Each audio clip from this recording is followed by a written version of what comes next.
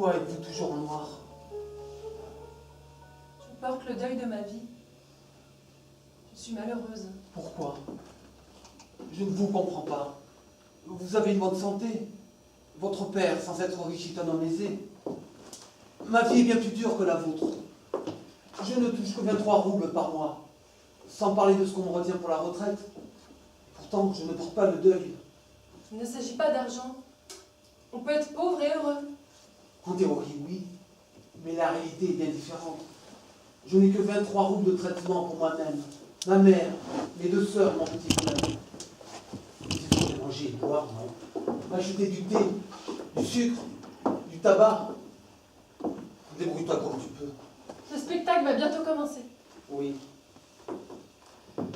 Mademoiselle Zarachtaïa joue la pièce de Constantin Karbelovitch. Ils sont amoureux l'un de l'autre. Ce soir, leurs âmes vont s'unir dans un seul effort. Un seul désir de créer la même image artistique. Mais dans nos âmes, la mienne et la vôtre, rien. Aucun point de contact. Je vous aime. Le désir de vous voir me chasse hors de chez moi. Chaque jour, pour venir ici, je fais à pied 6 vestres aller, 6 vestres au retour. Mais vous n'avez qu'une différence pour moi. Ça se comprend. Je suis pauvre, j'ai une nombreuse famille. Pourquoi épouser un homme qui n'a lui-même rien à manger? Baliverne. Votre amour me touche, mais je ne peux pas le partager. Voilà tout. Servez-vous. Je n'en ai pas envie.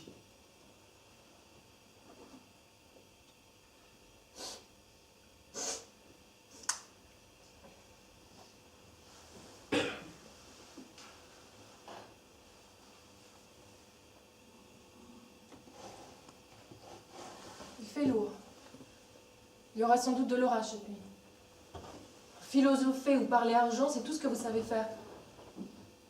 D'après vous, la pauvreté est le plus grand des malheurs. Mais à mon avis, il vaut mieux 1000 fois porter des loques et mendier que... D'ailleurs, vous ne pouvez pas me comprendre. Moi, mon vieux, je me sens balèze à la campagne et je ne lui ferai jamais. Cela va de soi. Hier soir, je me suis couché à 10 heures. Ce matin, je me suis réveillé à 9. À force d'avoir dormi, il me semblait que mon cerveau était collé à mon crâne. Et ainsi de suite. Après le déjeuner, je me suis encore endormi, je ne sais comment. Et me voilà plein de courbatures. À la fin, cela donne des cauchemars. C'est vrai, tu devrais habiter la ville. Ah, mes amis, on vous appellera pour le début du spectacle, mais vous ne pouvez pas rester ici maintenant. Allez-vous-en, je vous prie.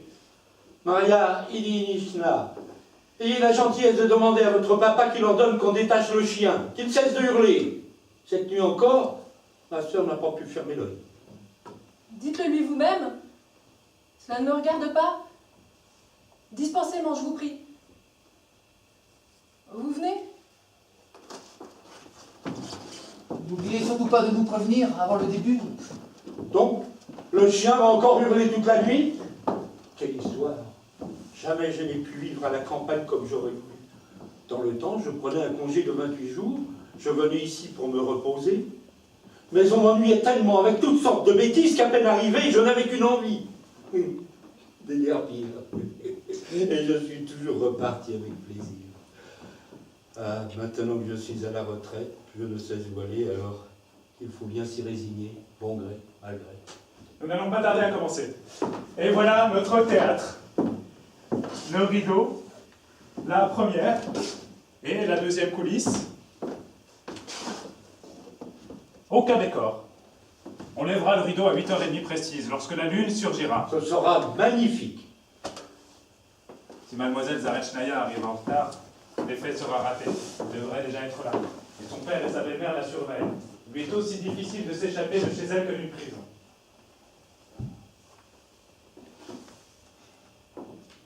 Et ses cheveux, cette barbe, ils datent de quand? Tu devrais te faire donner un coup de ciseau. C'est le drame de ma vie. Dans ma jeunesse, j'avais l'air d'un ivrogne invétéré, et ainsi de suite. Les femmes ne m'ont jamais aimé. Quoi ma sœur est-elle de mauvaise humeur? Pourquoi? Elle s'ennuie. Elle est jalouse.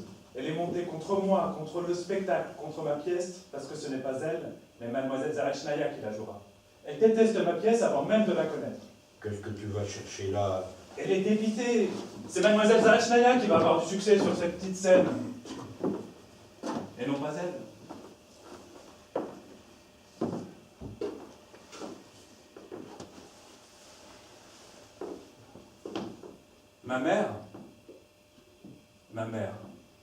Ma mère est un curieux phénomène psychologique.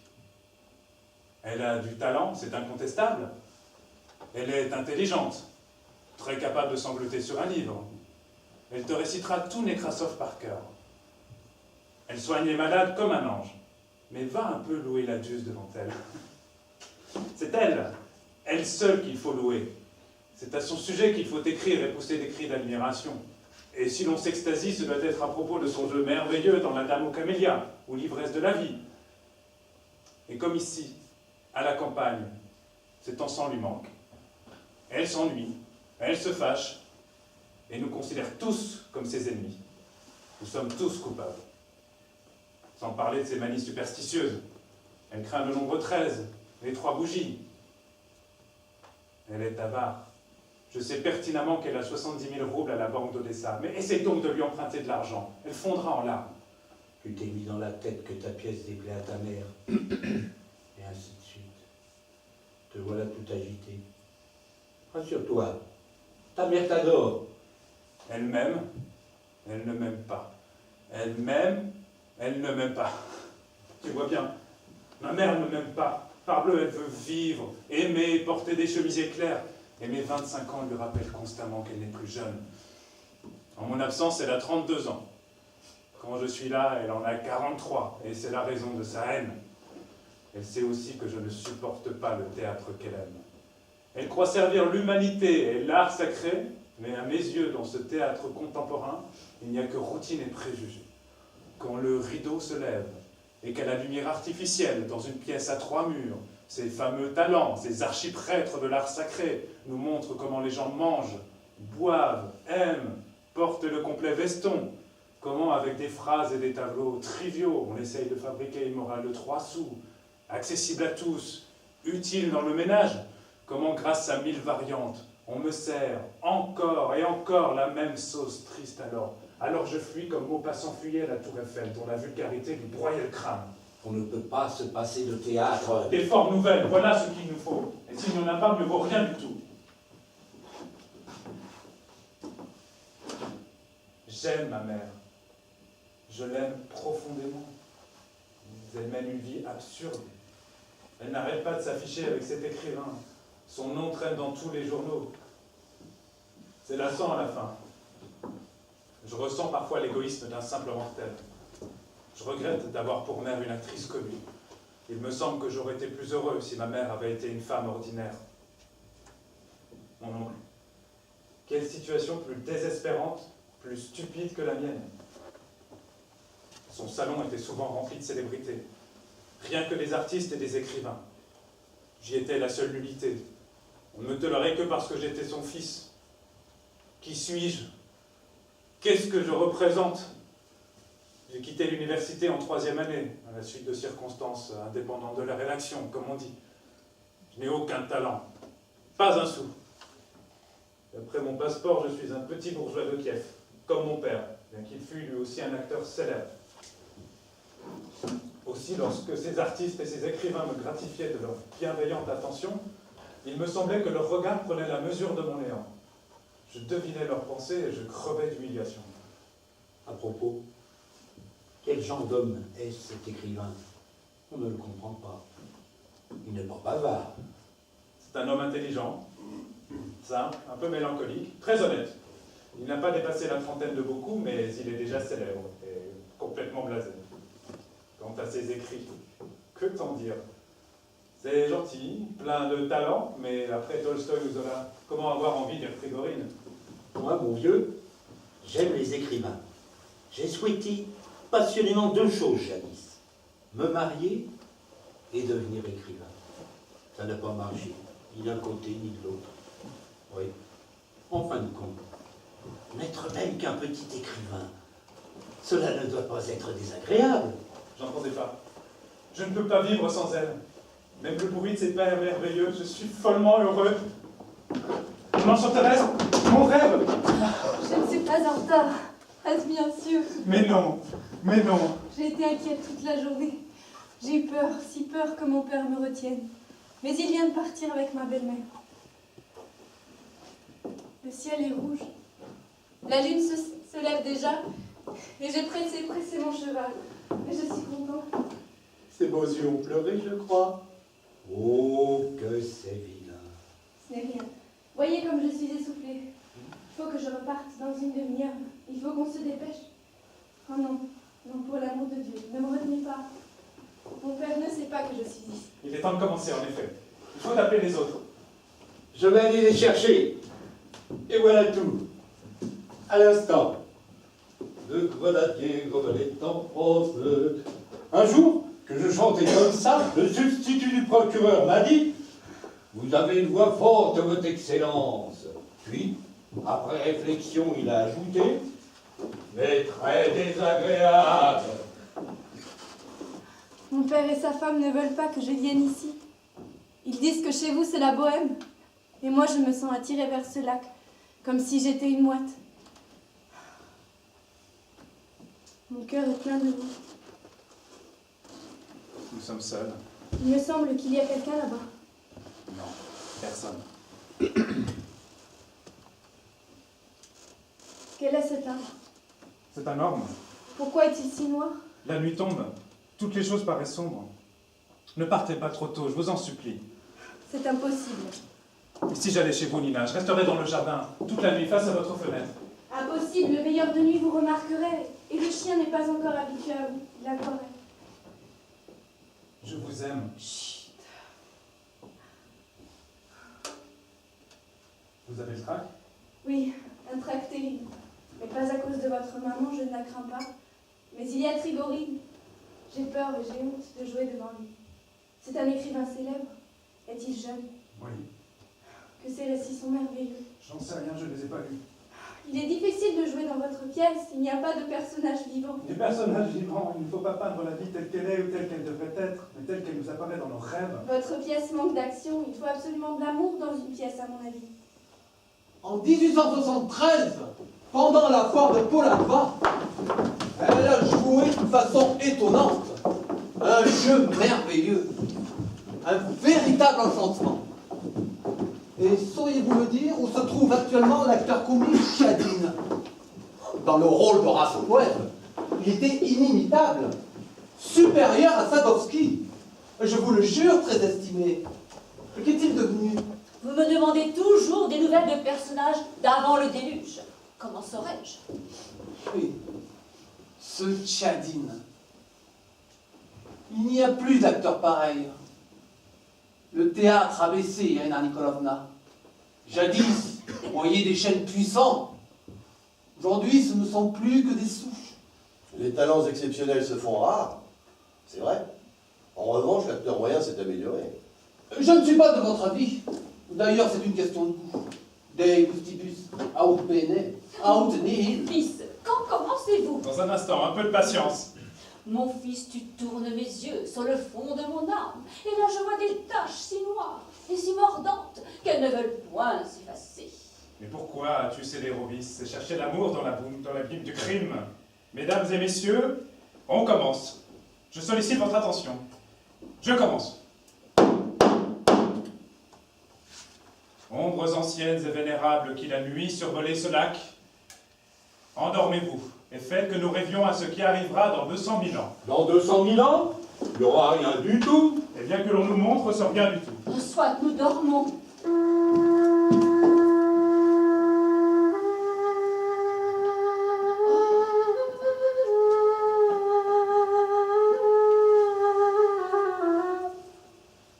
Les hommes, les lions, les aigles et les perdrix, les poissons silencieux habitants des eaux, les étoiles de mer et toutes celles qu'on ne pouvait voir à l'œil nu. Bref, toutes les vies, toutes les vies, toutes les vies se sont éteintes ayant accompli leur triste cycle. Bien parti.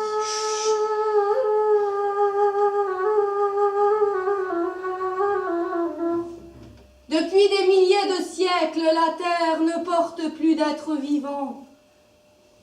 Et cette pauvre lune allume en vain sa lanterne.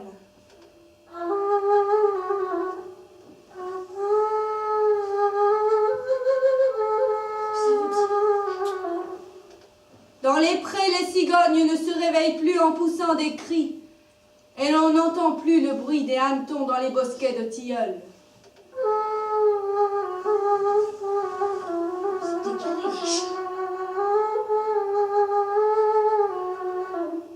Tout est froid, froid, froid. Tout est désert, désert, désert. J'ai peur, peur, peur. C'est navrant.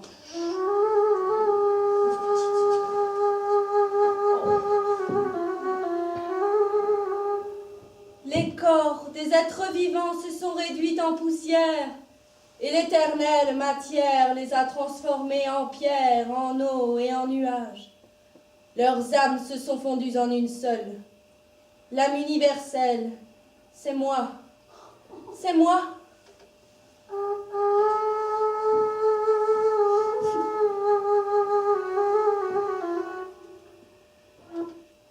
En moi vivent les âmes d'Alexandre et de César, de Shakespeare et de Napoléon, et celles de la dernière sangsue.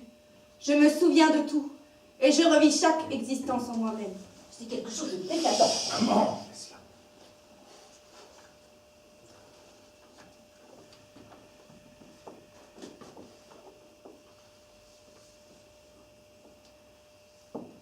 Je suis seule.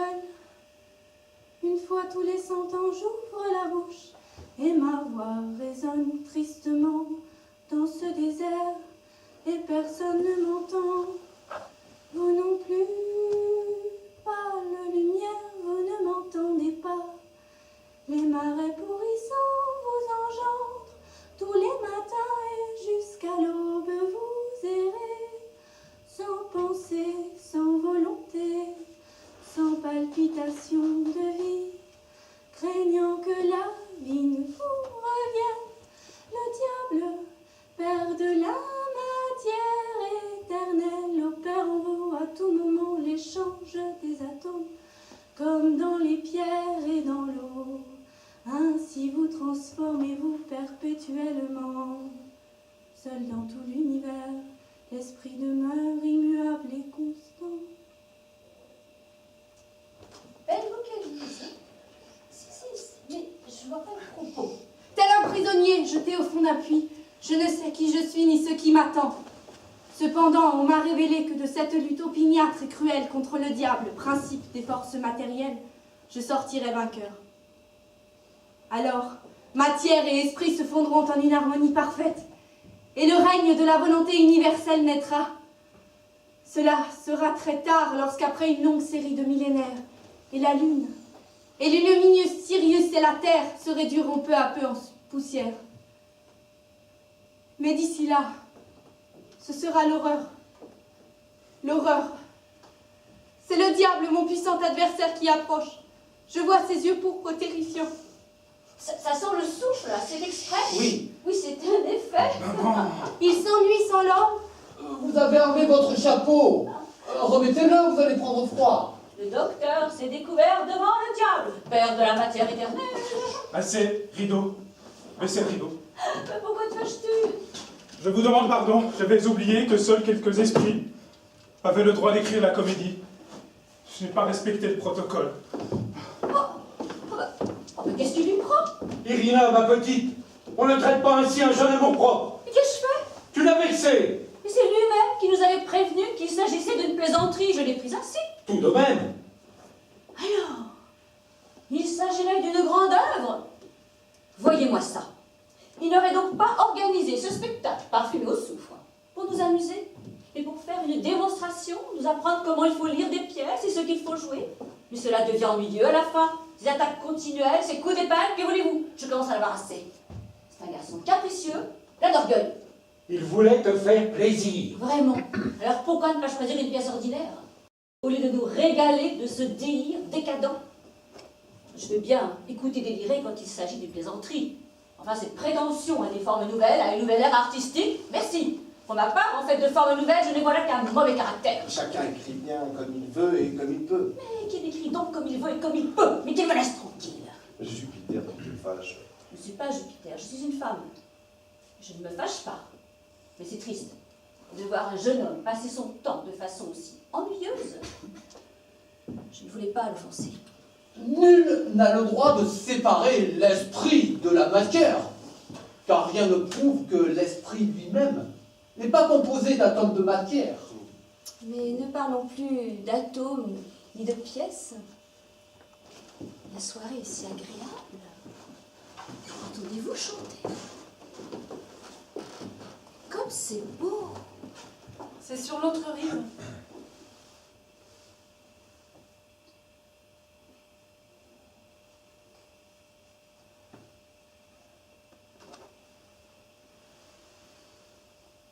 Asseyez-vous là près de moi. Il y a 10 ou 15 ans, presque toutes les nuits, sur les bords de ce lac, on entendait de la musique et des chants. Il y a 6 propriétés par ici. Moi, je me souviens. Que de rires, de bruit, de coups de fusil, que de romans d'amour. Le jeune premier et l'idole de ces lieux était alors le docteur Eugénie Serguevitch. Je vous le recommande. Bon, il est toujours charmant. Mais alors, il était irrésistible. Mais ma conscience commence à me tourmenter. Pourquoi j'ai vexé mon pauvre garçon? Je ne suis pas tranquille. Kostia, mon fils Kostia. Je vais aller le chercher. Oh oui, je vous en prie, ma chère. Constantin Gavrilovitch? Ouh! Constantin Gavrilovitch? On ne continue sans doute pas, alors je sors. Oh, Bravo. Bravo! bravo, bravo. Nous avons tous admiré. Et avec votre physique et votre belle voix, mais c'est monstrueux de rester à la campagne. Vous m'entendez? Vous avez certainement du talent. Il faut que vous fassiez du théâtre. Ah, c'est mon rêve, mais il ne se réalisera jamais. Mais qui sait? À ce propos, permettez-moi de vous présenter Boris Alexeyevitch Trigorine. Enchantée, je suis votre fidèle lectrice. Mais ne vous troublez pas, ma chère. C'est un homme célèbre, mais il a une âme simple. Vous voyez comme il est gêné lui-même. N'est-ce pas que cette pièce est étrange? Je n'y ai rien compris, mais j'ai pris plaisir à la regarder. Vous jouiez avec une telle sincérité. Le décor était magnifique. Il doit y avoir beaucoup de poissons dans le lac. Oui. J'aime la pêche. Je ne connais pas de plus grand plaisir que de venir le soir au bord de l'eau et de surveiller mon bouchon. Mais je crois que pour celui qui a éprouvé les délices de la création... Ne lui parlez pas ainsi. Quand il entend d'aussi belles phrases, il est prêt à entrer sous terre. Un soir, je me souviens, à l'opéra de Moscou, le grand Silva lança son ut le plus grave. Je ne sais pas par quel hasard, mais l'un de nos chantres du synode était là, au poulailler. Et brusquement, imaginez notre stupeur, sa voix retentit là-haut. Bravo, Silva! Encore une octave plus bas, comme ça. Bravo, Silva! Le théâtre en est resté baba.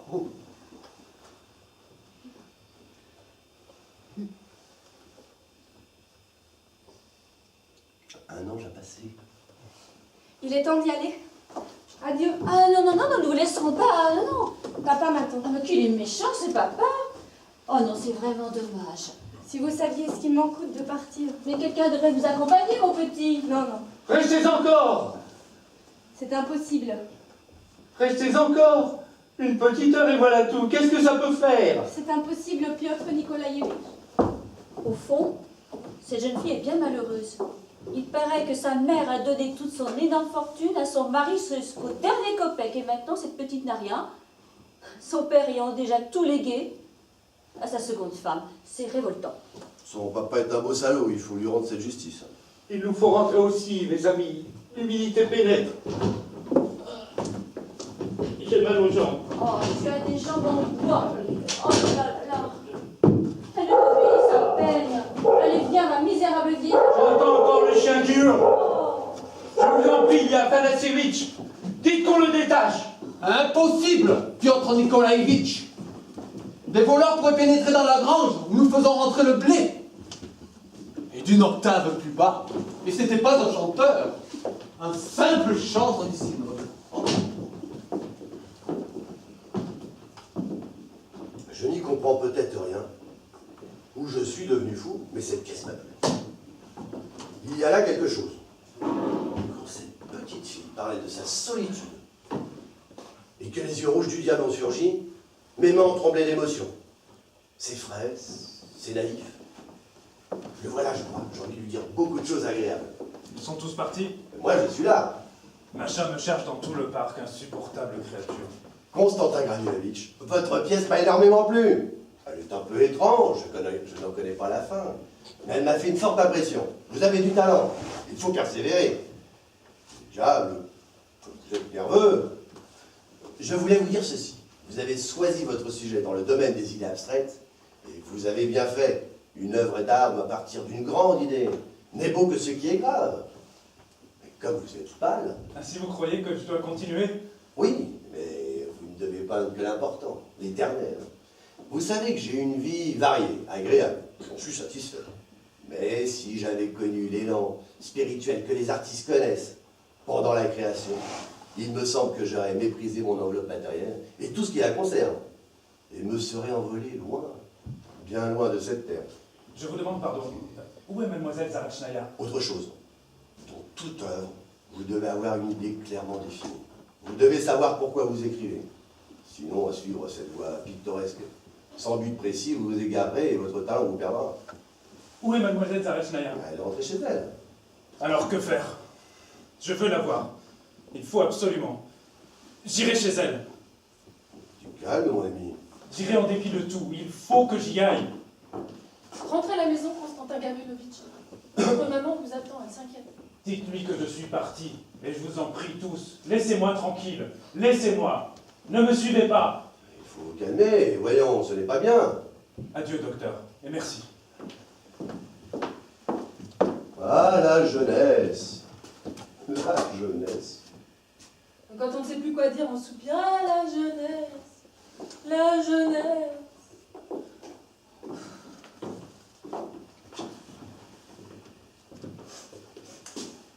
C'est dégoûtant.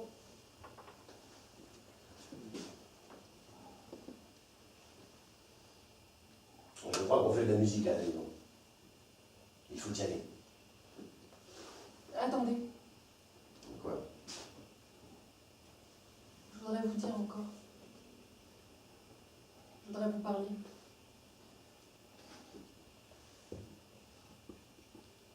Je n'aime pas mon père.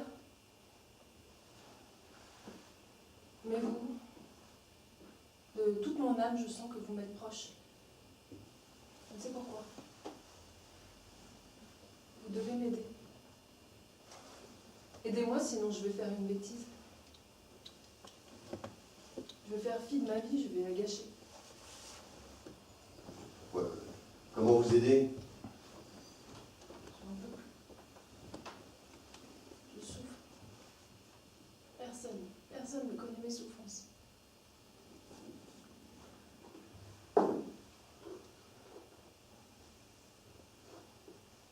J'aime Constantin. Comme ils sont nerveux. Comme ils sont tous nerveux. Et que d'amour. Oh, lac magique. Mais que puis-je faire, mon enfant? Que puis-je faire? Quoi?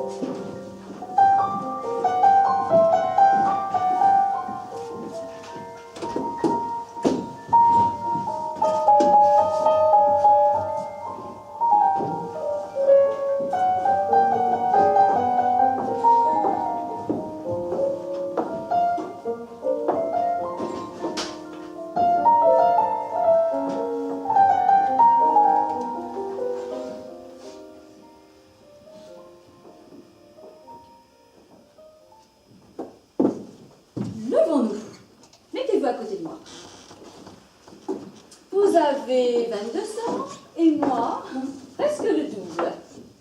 Docteur, laquelle de nous deux paraît la plus jeune? Ah, vous, bien entendu. Ah, vous voyez bien. Et pourquoi? Parce que je travaille, je réagis, je suis toujours en mouvement. Et vous, vous restez toujours planté là. Vous ne réagissez pas. Vous ne vivez pas. Et puis, j'ai pour principe de ne jamais interroger l'avenir. Je ne pense pas ni à la vieillesse, ni à la mort. Je n'échappe pas à l'inévitable. Et moi, j'ai l'impression d'être née depuis longtemps. Très longtemps. De traîner ma vie comme une lourde queue de robe qui n'en finirait pas. Souvent, je n'ai pas la moindre envie de vivre. Bien sûr, ce sont des bêtises. Il faudrait me secouer, me débarrasser de tout cela. Racontez-lui mes fleurs. Et puis, je suis correcte comme un Anglais. Je suis toujours tirée à contre-épingle, comme on dit. Toujours habillée et coiffée convenablement, ma chère. Est-ce que je me permettrais de sortir, ne fût-ce qu'au jardin, en robe de chambre ou dépeignée? Jamais de la vie. Je me suis bien conservée parce que je n'ai jamais été une traîne savate. Je ne me suis pas laissée aller comme tant d'autres. Regardez-moi. Une poulette. Je pourrais jouer une gamine de 15 ans. Je peux continuer. Nous en étions aux épiciers et aux rats. Et au rat. Et aux rats. Continue. À un moment donné, c'est moi qui vais lire. C'est mon tour. J'y suis. Et au rat. Certes, il est aussi dangereux pour les gens du monde de choyer et d'attirer les romanciers qui le seraient pour un marchand de farine d'élever des rats dans sa boutique. Et pourtant, ils sont en faveur.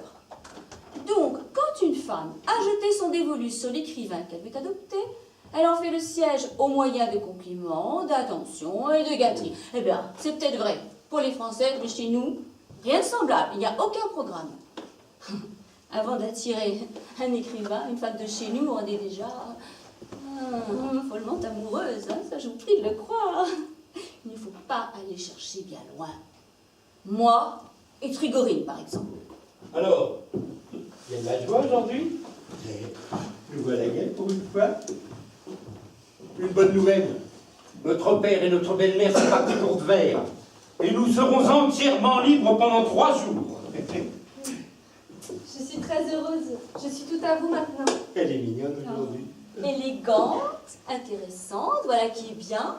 Mais il ne faut pas lui faire trop de compliments. Ça porte malheur.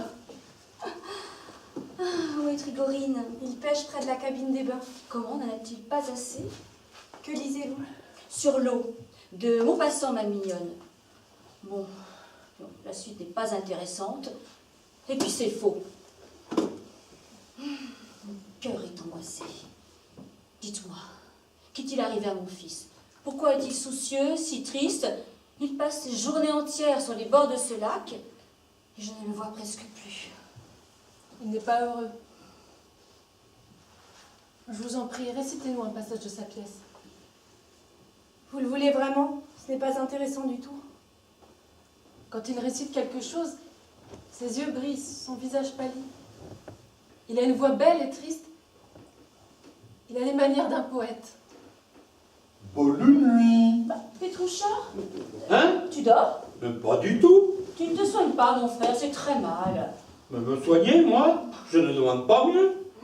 C'est le docteur qui ne veut pas. Vous soignez à 60 ans. Même à 60, on a envie de vivre. Et prenez du valérianate. Et s'il allait faire une cure thermale quelque part? Pourquoi? Il pourrait y aller comme il pourrait ne pas y aller. Alors là, comprenne qui pourra. Oh, il n'y a rien à comprendre. C'est tout clair. Qui a dit que je ne devais plus fumer? Bêtise. Non, ce ne sont pas des bêtises. Le vin et le tabac dépersonnalisent l'homme. Après un petit cigare et un verre de vodka, vous n'êtes plus Piotr Nikolaevitch. Mais vous-même, et encore un autre, votre moi devient vague et vous vous considérez comme une troisième personne, comme un lui. Ah, cela vous va bien de raisonner. Vous avez une vie intéressante, mais moi, j'ai travaillé pendant 28 ans dans l'administration de la justice et je n'ai pas encore vécu. En fin de compte, Il ne m'est rien arrivé du tout. Et j'ai soif de vivre. C'est compréhensible. Vous êtes indifférent et repu. Alors, vive la philosophie, n'est-ce pas? Mais moi, j'ai envie de vivre. C'est pourquoi je bois du xérès à table, je fume des cigares, et ainsi de suite. Voilà tout. Ouais, il faut considérer la vie extérieure. Mais se soigner à 60 ans. Regretter d'avoir trop peu joui de sa jeunesse. Excusez-moi, c'est de la légèreté d'esprit. Je crois qu'il est temps d'aller déjeuner. J'ai une fourmi dans les jambes. Avant de se mettre à table, elle s'enverra sûrement de petits verres. La pauvrette ne connaît pas de bonheur personnel. De pas l'hiver, votre excellence. Vous raisonnez comme un homme rassasié.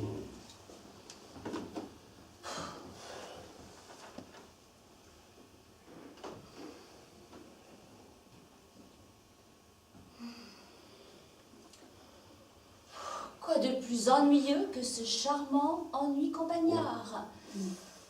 Oh, il fait chaud, on ne fait rien, tout est calme, chacun résonne. On est bien avec vous, les amis, et il est agréable de vous écouter. Mais rester dans sa chambre d'hôtel et étudier un rôle, c'est tellement mieux. Merveilleux, comme je vous comprends. Bien sûr, en ville, on est mieux. On est assis dans son bureau. Le domestique ne laisse entrer personne sans annoncer. Il y a le téléphone, les fiacres dans la rue, et ainsi de suite.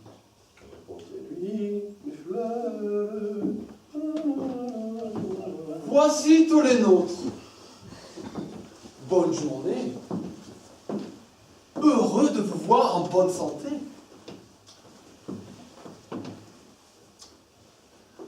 Ma femme vient de me dire que vous ayez toutes les deux l'intention d'aller en ville aujourd'hui. Est-ce vrai? Mais oui. C'est parfait. Et comment pensez-vous y aller? Nous faisons rentrer le blé et tous nos ouvriers sont occupés. Et quels chevaux prendrez-vous? Permettez-moi de vous demander. Mais comment ça, quels chevaux? Mais comment saurais-je, moi? Nous avons bien des chevaux de maître. Des chevaux de maître. Et où voulez-vous que je trouve des colliers, moi? Où? Ah, c'est étonnant. C'est inimaginable. Chère madame, excusez-moi. Je vénère votre talent. Je donnerai 10 ans de ma vie pour vous. Mais quant à vous donner des chevaux, c'est impossible. Oh, mais si je dois aller en ville, mais c'est étrange à la fin. Très estimé.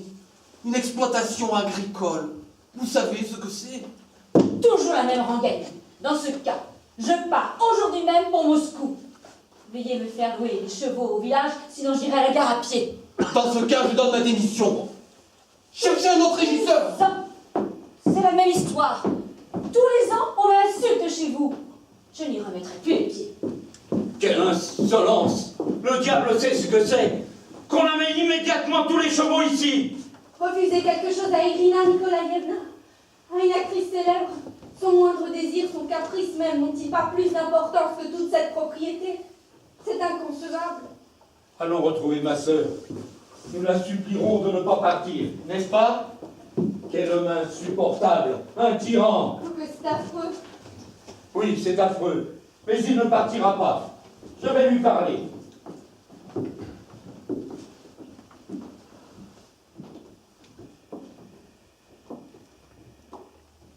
Comme c'est étrange. Devoir pleurer une actrice célèbre. Et pour une raison pareille. Et qu'un écrivain connu, l'idole du public, dont on parle dans les journaux, dont on vend les portraits et dont les œuvres sont traduites à l'étranger, passe ses journées à pêcher et se réjouisse quand il a pris 2 rougeons. Comme c'est étrange. Je pensais que les gens célèbres étaient fiers, inaccessibles, qu'ils méprisaient la foule qui place au-dessus de tout la noblesse et la fortune. Mais non. Je les vois pleurer, aller à la pêche, rire, jouer aux cartes et se fâcher comme tout le monde. Vous êtes seul? Oui. Qu'est-ce que ça veut dire? J'ai eu la bassesse de tuer cette mouette aujourd'hui. Je la dépose à vos pieds. Qu'avez-vous? Je me tuerai bientôt de la même manière. Je ne vous reconnais plus. Oui, depuis que j'ai cessé de vous reconnaître. Vous n'êtes plus la même envers moi. Votre regard est froid, ma présence vous gêne. Vous vous exprimez de manière bizarre à l'aide de symboles.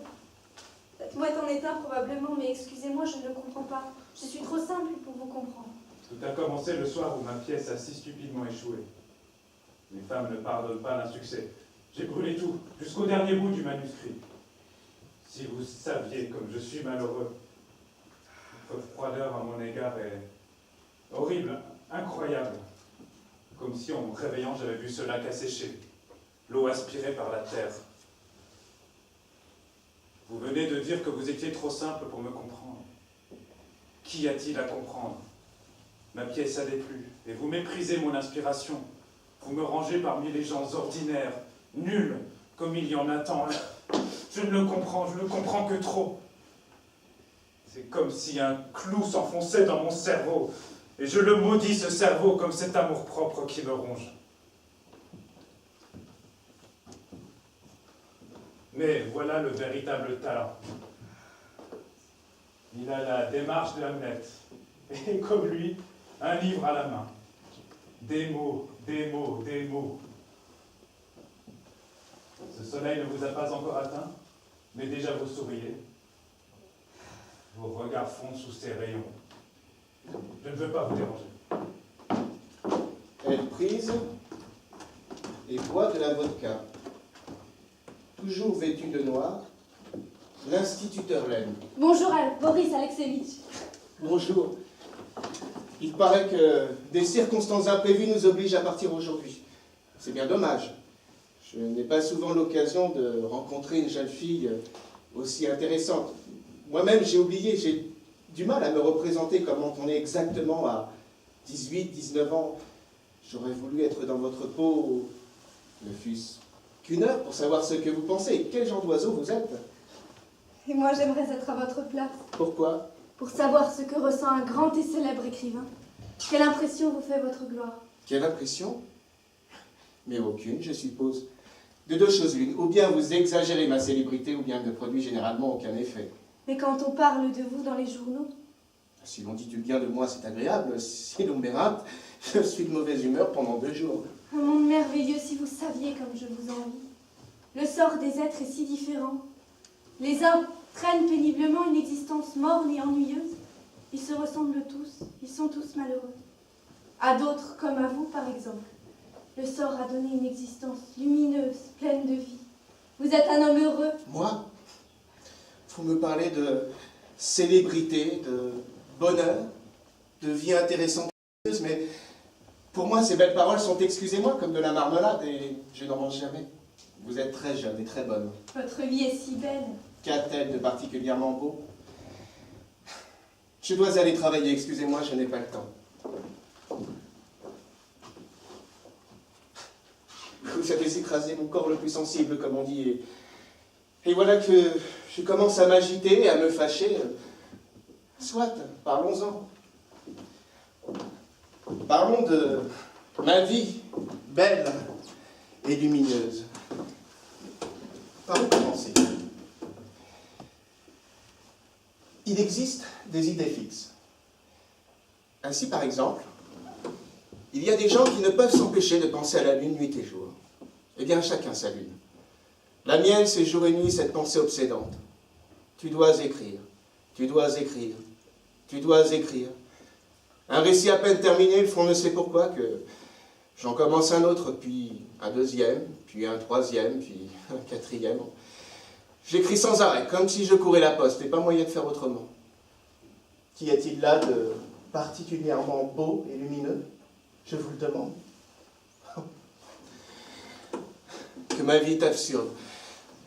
Me voilà seul avec vous, je suis ému, et pourtant à chaque instant je me dis qu'une nouvelle restée inachevée m'attend.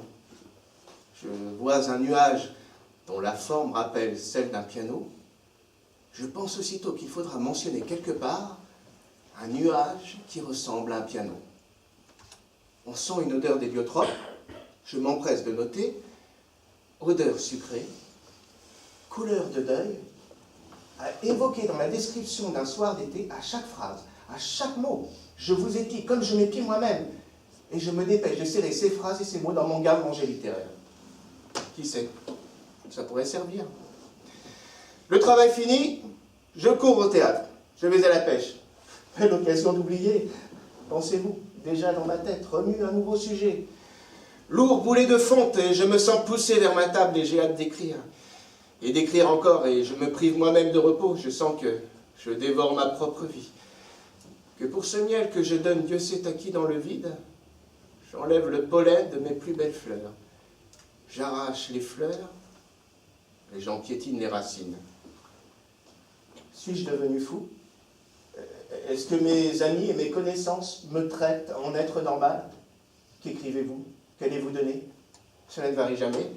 Et il me semble que ces attentions, ces compliments, cette admiration, tout n'est que ruse, qu'on me trompe comme un malade et j'ai peur qu'un beau jour on me surprenne par derrière, on se saisisse de moi, allez, hop, à l'asile, comme pour Pritchin. Et autrefois, quand j'ai débuté, le métier d'écrivain était pour moi un véritable calvaire. Un petit écrivain, surtout quand il n'a pas de chance, se croit malhabile, gauche, inutile. Ses nerfs sont tendus, usés, irrésistiblement attirés par les gens qui s'occupent d'art ou de littérature. Il tourne autour d'eux inaperçus, méconnus, et comme un joueur passionné qui n'a pas un sou, il n'ose pas les regarder en face. Il a peur. Je ne connaissais pas mon lecteur, mais je ne sais pourquoi, je l'imaginais inamical et méfiant. Et quand je faisais jouer une nouvelle pièce, il me semblait que tous les hommes bruns m'étaient hostiles et tous les blonds d'une indifférence glaciale. C'était horrible, quelle souffrance. Mais voyons, ne devez-vous pas à l'acte de la création et à l'inspiration des moments lumineux, Oui, sublimes? oui, c'est agréable d'écrire, de lire les épreuves aussi. Mais l'œuvre à peine parue, je la trouve détestable. Non, c'est plus ça du tout, c'est une erreur. J'aurais mieux fait de ne pas l'écrire. Je me sens déprimé, dépité. Quant au public, il dit oui, c'est gentil, il a du talent, c'est gentil, mais cela ne vaut pas Tolstoï.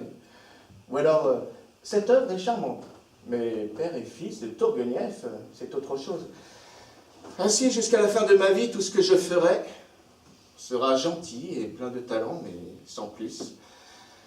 Après ma mort, devant ma tombe, mes amis diront Sigit Rigorine. C'était un bon écrivain, mais il écrivait moins bien que Tourguenieff. Excusez-moi, je renonce à vous comprendre. Vous êtes tout simplement gâté par le succès. Quel succès! Je ne me suis jamais plu à moi-même. En tant qu'écrivain, je ne m'aime pas.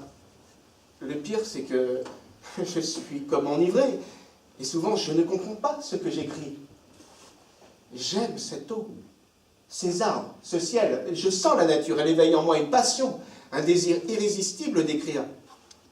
Mais je ne suis pas que paysagiste, je suis aussi citoyen. J'aime mon pays, mon peuple. Et je sais que mon devoir d'écrivain est de parler du peuple, de ses souffrances, de l'avenir, de la science, etc. J'en parle, mais on me presse de tous côtés, on s'irrite contre moi et je me débat, comme un renard, poursuivi par des chiens. Et la vie et la science vont de l'avant, tandis que je reste en arrière comme un moudjik qui a raté son train. En fin de compte, je sens que peindre le paysage, c'est bien tout ce que je sais faire et que, pour le reste, je suis faux jusqu'à la moelle des os. Vous êtes surmené. Vous n'avez ni le temps ni l'envie de prendre conscience de votre propre valeur. Vous n'êtes pas content de vous, soit, mais aux yeux des autres, vous êtes grand et sublime. Si j'étais un écrivain tel que vous, je donnerais ma vie à la foule, sans compter que le bonheur de cette foule, le seul, l'unique, ce serait de s'élever jusqu'à moi, on me porterait sur un char. Sur un char, allons donc. Suis-je Agamemnon? Être romancière, être actrice, pour mériter ce bonheur, je supporterais le manque d'affection de mes proches. Je vivrais dans un grenier et ne mangerais que du pain noir. Je souffrirais de mes défauts, de mes imperfections, mais en revanche, j'exigerais de la gloire, de l'authentique et retentissante gloire. Oh, la tête me tourne. Boris Alexeyevitch! Qu'y a-t-il? J'arrive, c'est sans doute pour aller préparer mes bagages. Je n'ai vraiment pas envie de partir. Quel paradis! On est bien ici.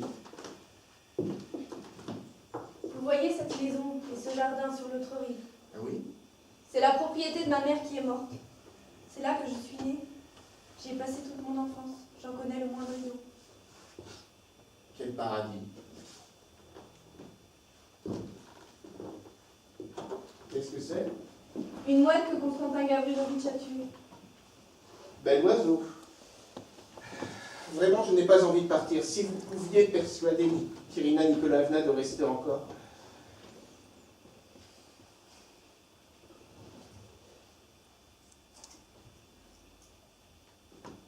Écrivez-vous. Ce n'est rien. Un sujet qui me vient à l'esprit. Celui d'un petit conte. Au bord d'un lac, vit une jeune fille telle que vous. Elle aime ce lac comme une mouette. Comme une mouette, elle est heureuse et libre. Mais un homme arrive par hasard et par désœuvrement va la faire périr, comme on a fait périr cette mouette. Boris, allez-y vite. Où êtes-vous? Qu'y a-t-il? J'arrive. Nous restons.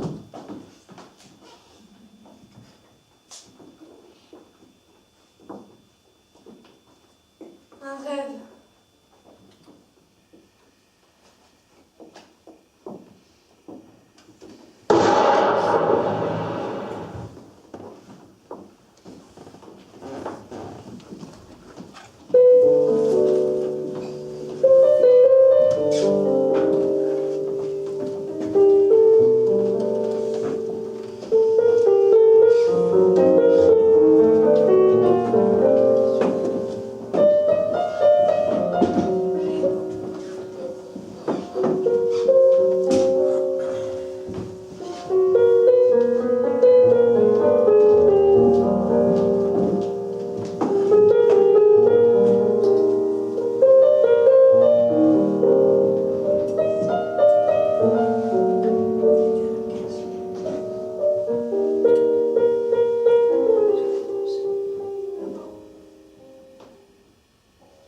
Je vous raconte ça parce que vous êtes écrivain. Vous pourrez en profiter. Je vous le dis en toute franchise. S'il s'était blessé grièvement, je ne lui aurais pas survécu une minute. Pourtant, je suis courageuse. Voilà, j'ai pris une décision. J'arracherai cet amour de mon cœur avec les racines, Comment cela? en me mariant avec Medvedenko. L'instituteur? Oui. Je n'en vois pas la nécessité. Aimer sans espoir. Attendre. Des années entières. Une fois mariée, je ne penserai plus à l'amour. Les nouveaux soucis chasseront les anciens, puis vous comprenez, ça fera un changement. Allez, on remet ça? Ça ne sera pas un peu trop? Pensez-vous?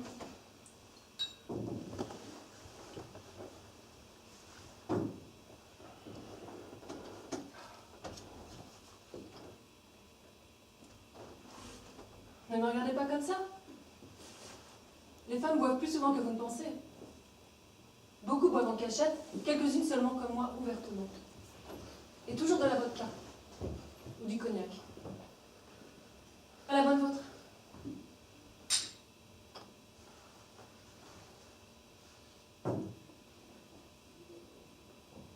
Vous êtes un homme simple.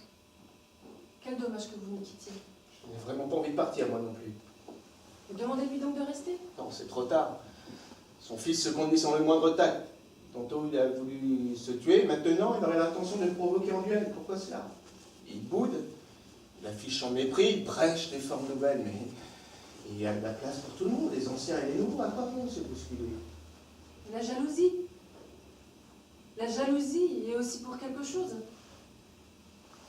D'ailleurs, ça ne me regarde pas. Mon instituteur ne brille pas par l'esprit. C'est un brave homme. Il est pauvre. Mais il m'aime beaucoup. Moi, je le plains. Je plains aussi sa vieille mère. Eh bien, ne gardez pas un trop mauvais souvenir de moi. Je vous suis bien reconnaissant de votre amitié. Envoyez-moi vos livres avec une dédicace. J'y tiens absolument. Ne mettez pas à la très estimée, non. Simplement à Maria, fille sans parents, inutile sur cette terre. Adieu.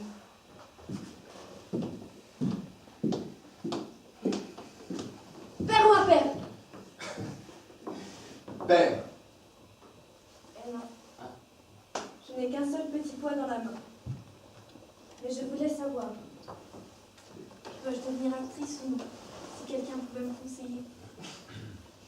En cette matière, personne ne peut vous donner conseil.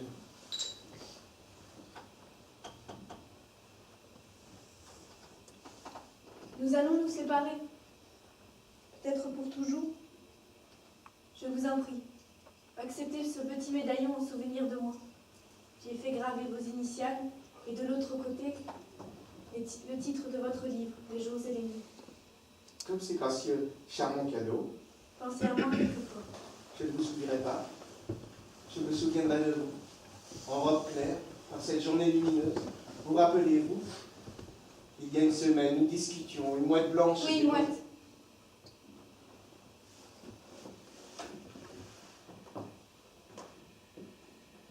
Quelqu'un vient.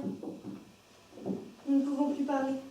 Avant de partir, accordez-moi 5 minutes, je vous en supplie. Non, Pétroucha, tu ferais mieux de rester. Est-ce raisonnable d'aller faire des visites avec des rhumatismes? Qu'est-ce qui vient de sortir? Nina? Oui, oui. Ah pardon, nous avons dérangé. Bon, j'espère que tout est emballé. Je n'en peux plus. Des jours et des nuits, page 121, lignes 11 et 12. Page 121, lignes 11 et 12. Vous avez bien gardé mes livres ici? Oui, dans le bureau de mon frère, dans la bibliothèque qui fait le coin. Page 121. Vraiment, Pétroucha, tu ferais mieux de rester. Vous parti? Ça me serait vraiment trop pénible. Mais et en ville, que veux-tu faire? Rien d'extraordinaire. Mais tout de même, on va poser la première pierre de la maison du Zenvo. Et ainsi de suite. Ah, j'ai envie de sortir ne serait-ce que quelques heures de cette vie de poisson. Me voilà depuis trop longtemps hors d'usage, comme un vieux fume-cigare. J'ai commandé la voiture pour 1 heure. Nous partirons en même temps. Bon, écoute, reste ici, ne t'ennuie pas trop, ne t'enrhume pas, veille sur mon fils. Prends soin de lui, conseille-le. Je vais donc partir sans savoir pourquoi Constantin a voulu se tuer. Je crois que c'est la jalousie qui travaille. Et plus vite j'emmènerai Trigorine, mieux ça vaudra. Que veux-tu que je te dise? Il y avait pourtant bien d'autres raisons, la chose est claire. Un homme jeune, intelligent, vit à la campagne, dans un trou. Il n'a ni argent, ni situation, ni avenir, pas d'occupation. Son oisiveté lui fait peur et honte. Je l'aime de tout mon cœur et lui m'est très attaché. Mais il pense qu'il est de trop ici. Un pique-assiette, un parasite. La chose est claire. C'est l'amour-propre qui le ronge. Que de soucis il me donne. Ah, il pourrait peut-être entrer dans l'administration. Le mieux, à mon avis, serait que tu lui donnes un peu d'argent. D'abord, il devrait s'habiller comme tout le monde, et ainsi de suite.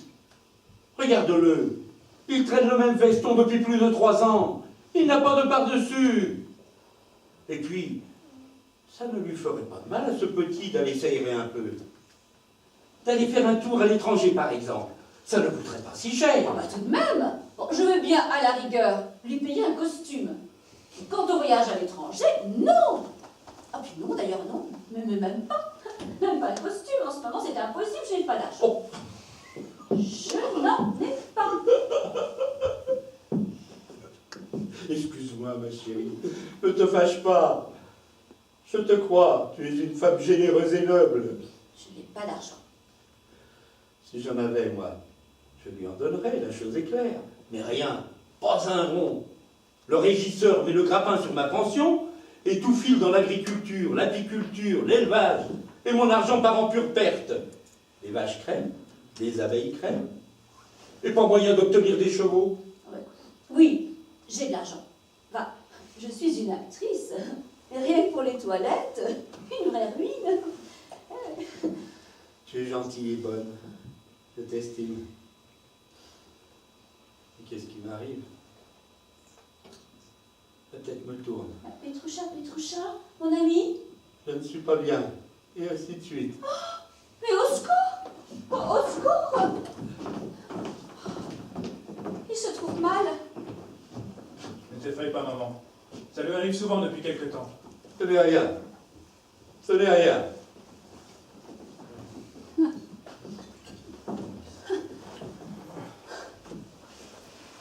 C'est fini. Et voilà tout. Tu devrais aller t'étendre, mon oncle. Détendre un peu? Oui. Mais j'irai quand même en ville. Je me reposerai, et puis je partirai. Et voilà. Il y a une devinette. Le matin 4 pattes, le midi sur 2 jambes, et le soir sur 3. Exactement. Et la nuit sur le dos. Je vous remercie. Je peux marcher tout seul. Que de cérémonies. Comme il m'a fait peur. La campagne ne lui vaut rien. Il s'ennuie trop. Tiens, maman, si tu étais en veine de générosité, tu lui prêterais 1500 ou 2000 roubles. Il pourrait passer une année entière à la ville. Je n'ai pas d'argent. Je suis actrice, pas banquier. Refais-moi mon pansement, maman. Tu le fais si bien. Le docteur est en retard. Il a promis de venir à 10 h. Il est déjà midi. Allez, assieds-toi. On dirait que tu portes un turban. Hier, à la cuisine, on m'a demandé de quelle nationalité tu étais. Oh, mais c'est presque guéri. Ou encore quelques petits bobos, mais... Dis-moi, en mon absence, tu ne feras plus pampan? Non, maman. J'ai eu un moment de désespoir fou. Je n'étais plus mon maître. Cela n'arrivera plus. Tu as des mains de fée. Je me rappelle, il y a très longtemps, tu jouais encore au théâtre d'État, moi j'étais tout petit. Il y a eu une bagarre dans notre cour. Quelqu'un a bousculé une blanchisseuse. Tu t'en souviens? On l'a relevée sans connaissance. Toi, tu as été la voir. Tu lui as apporté des médicaments. Tu as lavé ses enfants dans une cuve. Tu ne te rappelles pas? Non. Il y avait aussi 2 ballerines dans la maison. Elles venaient prendre le café chez toi. Ça, je m'en souviens. Elles étaient très pieuses. Depuis quelques jours, je t'aime aussi tendrement, aussi naïvement que dans mon enfance. Je n'ai plus que toi au monde. Mais pourquoi céder à l'influence de cet homme? Mais tu ne le connais pas, Constantin. Mais c'est l'être le plus noble qui soit. Ce qui ne l'a pas empêché de se montrer poltron quand on lui a appris que j'avais l'intention de le provoquer en duel. Il veut partir. C'est une fuite honteuse. Mais quelle bêtise! Mais c'est moi-même qui lui ai demandé de partir. L'être le plus noble. Nous voilà presque fâchés à cause de lui. Lui qui, en ce moment, au salon ou au jardin, est en train de se moquer de nous. Ou bien de cultiver l'esprit de Nina, de la persuader définitivement de son génie. Quel plaisir éprouves-tu à me dire des choses désagréables? J'estime cet homme. Et je te demande de ne pas l'insulter devant moi. Moi, je ne l'estime pas. Tu voudrais que moi aussi je le considère comme un génie, mais excuse-moi, je ne sais pas mentir. Ses œuvres me répugnent. Décadent. C'est de la jalousie. Les gens dépourvus de talent, les prétentieux, n'ont rien d'autre à faire que de dénigrer les vrais talents. Belle consolation, hein. Les vrais talents. J'ai plus de talent que vous tous, s'il faut parler franc. Vous autres, routiniers, vous vous êtes imposés en art. Rien n'est permis ni autorisé que ce que vous faites. Tout le reste, vous l'opprimez, vous l'étouffez. Je ne vous reconnais pas, ni toi ni lui. Oui, de la vraie décadence. Retourne donc à ton cher théâtre, va jouer dans des pièces lamentables et stupides. Mais je n'ai jamais joué dans des pièces pareilles. Mais laisse-moi. Tu n'es même pas capable d'écrire un malheureux vaudeville. Petit bourgeois de Kiev. Kripsou. Parasite, nullité, clochard.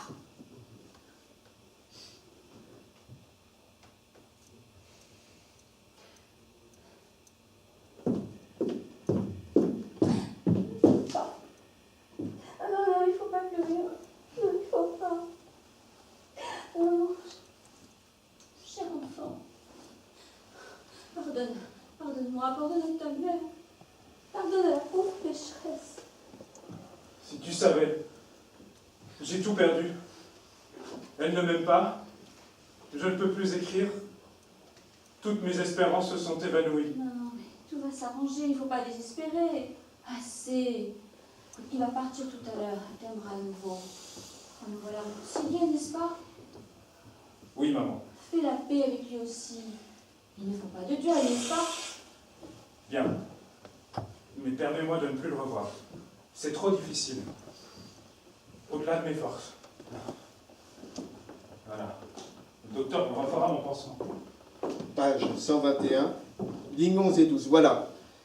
Si jamais tu as besoin de ma vie, viens la prendre. La voiture sera là dans un moment. Si jamais tu as besoin de ma vie, viens la prendre. J'espère que tu as tout emballé. Oui, oui. Pourquoi l'appel de cette âme pure me rend-il triste? Pourquoi mon cœur s'est-il si douloureusement serré? Si jamais tu as besoin de ma vie, viens la prendre. Restons un jour de plus. Restons. Chérie, je sais ce qui te retient ici, mais il faut te maîtriser. Tu es un peu enivré, reprends-toi. Toi aussi. Sois lucide, sois calme et raisonnable. Je t'en supplie, considère tout cela en ami véritable. Tu es capable de grands sacrifices. Rends-moi ma liberté. Tu es donc tellement amoureux? Je me sens attiré vers elle. C'est peut-être justement ce qui me manque. L'amour d'une petite provinciale, mais comme tu te connais mal. Il arrive aux gens de dormir tout en marchant. Ainsi, je te parle et je crois dormir et avoir en rêve des visions suaves, merveilleuses. Rends-moi ma liberté. Non, mais je suis qu'une femme ordinaire. On n'a pas le droit de parler ainsi. Non, non, ne torture pas, Boris. Si tu veux, tu peux être une femme. J'ai peur. Tu peux être une femme exceptionnelle. Un amour jeune, charmant, poétique, qui vous emporte dans un monde de rêves. Lui seul peut vous donner encore un vrai bonheur sur Terre. Je n'ai jamais connu un tel amour. Quand j'étais jeune, je courais les rédactions, je luttais contre la misère. Et voilà, il m'appelle, il est venu. Pourquoi le fuir? Tu es fou. Tant pis. Vous êtes donc tous donné le mot pour me torturer aujourd'hui? Elle ne comprend pas. Elle ne veut pas comprendre. Suis-je donc si vieille et si laide que l'on puisse sans se gêner de parler d'autres femmes? Tu as perdu l'esprit, mon divin. Tu es la dernière page de ma vie, ma joie, ma fierté, ma félicité. Si tu me quittes même une heure, je ne survivrai pas. Mon sublime, mon merveilleux, mon maître. Quelqu'un pourrait rentrer. Eh bien qu'on entre. Je n'ai pas honte de mon amour pour toi. Mon trésor, ma tête brûlée. Tu veux faire des folies, mais moi je ne te laisserai pas faire, je ne veux pas. Tu es à moi. À moi ce front, et ces yeux, et ces cheveux tout soyeux, moi tout entier. Tu as tant d'intelligence et de talent, le meilleur de tous les écrivains vivants. Tu as tant de sincérité, d'humour sain, de fraîcheur. D'un seul trait, tu sais rendre le caractère d'un être, d'un paysage. Tes personnages sont vivants. On peut te lire sans enthousiasme. Et tu crois que je t'encense, que je te flatte, mais regarde-moi bien dans les yeux. Est-ce que j'ai l'air d'une menteuse? Tu vois bien, je suis la seule à savoir t'apprécier. Je te dis la vérité. Non, chérie, ma merveille, tu viendras avec moi, dis-tu. Tu ne m'abandonneras pas. Je n'ai pas de volonté. Je n'en ai jamais eu. Veule et mou, toujours soumis. Comment cela pourrait-il plaire aux femmes? Prends-moi. Emmène-moi, mais surtout ne me quitte pas d'un pas. Et maintenant, il est à moi. D'ailleurs, reste, si tu en as envie. Je partirai, tu me rejoindras dans quelques jours, un peu plus tard. C'est vrai, pourquoi te presser? Non, non, nous partons ensemble. Comme il te plaira, on part ensemble. Tu t'as entendu? Qu'est-ce que tu écris? J'ai entendu ce matin un mot amusant. Le bois des vierges. Donc nous partons. Encore des gares, des wagons, des buffets, des côtelettes de veau, des bavardages. J'ai l'honneur de vous annoncer que la voiture est à la porte. Nous devons partir, très estimé. Le train arrive à 2h05. Eh bien, Irina Nikolovna, n'oubliez pas de vous informer de ce qu'est devenu l'acteur Zouslavtchev. Vit-il encore? Est-il en bonne santé? Ayez cette bonté. Dans le temps, j'ai vidé pas mal de verres dans sa compagnie. Dans le courrier attaqué, il était inimitable.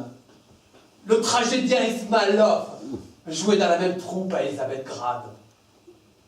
Encore un personnage remarquable. Ne vous poussez pas trop, très estimé. Vous avez encore 5 minutes. Une fois, dans un mélodrame, tous deux devaient jouer les conspirateurs.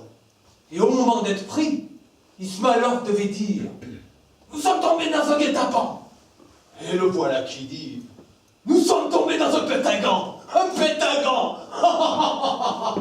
Un pétagan. J'ai oublié quelque chose, je reviens. C'est vous?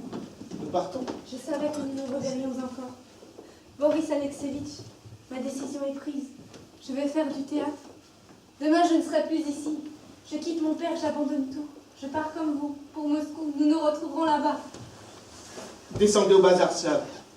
Prévenez-moi dès votre arrivée à Mochnanovka, maison de Grogoski. Je suis pressé. Encore un instant.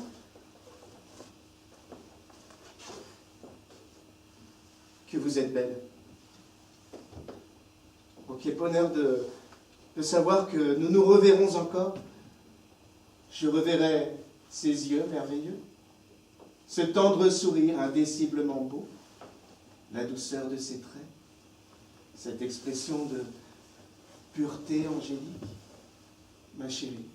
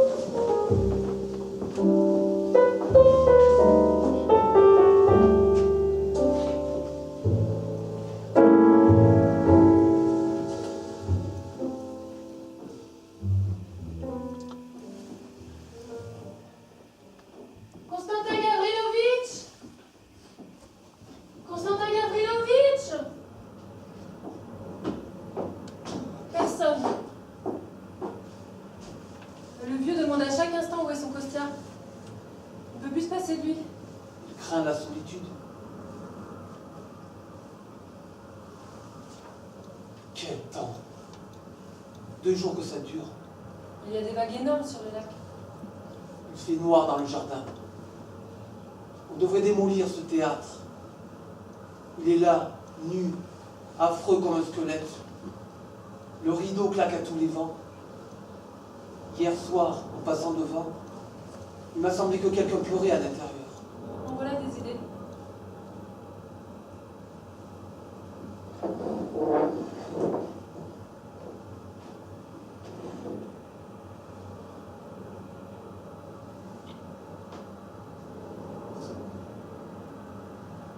Masha, rentrons à la maison.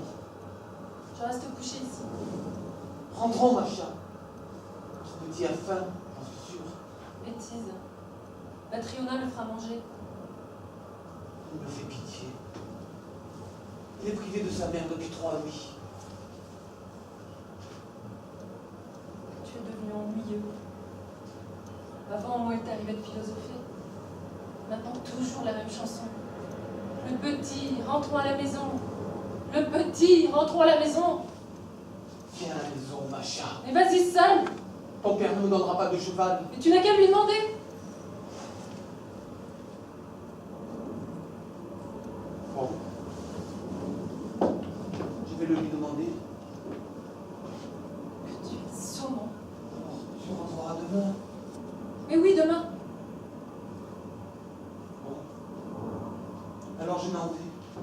C'est bon, pars si tu veux. Adieu, Constantin Gavrilovitch.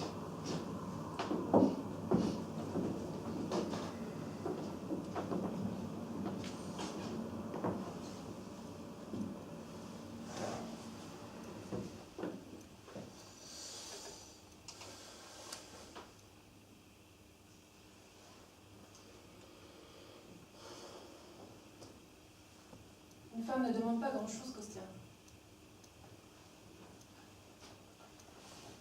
Un regard affectueux de temps en temps.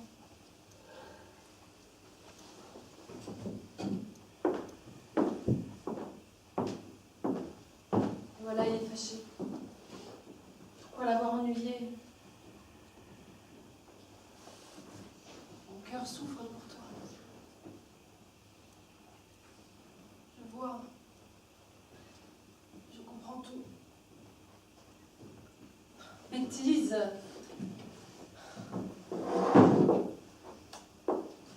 Faut pas se laisser aller, c'est tout.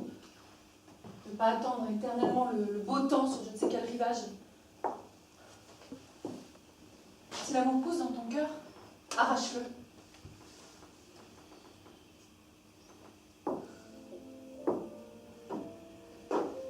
Je l'ai promis de nommer mon mari dans un autre district. Une fois loin, j'oublierai tout. J'arracherai tout jusqu'aux racines. C'est Kostya qui joue. Ça veut dire qu'il est triste.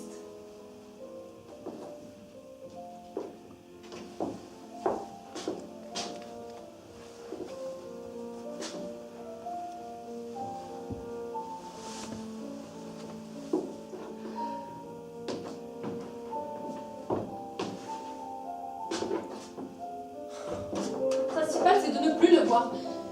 Que mon Seigneur soit nommé ailleurs. Au bout d'un mois, tout sera oublié. Ce sont des bêtises.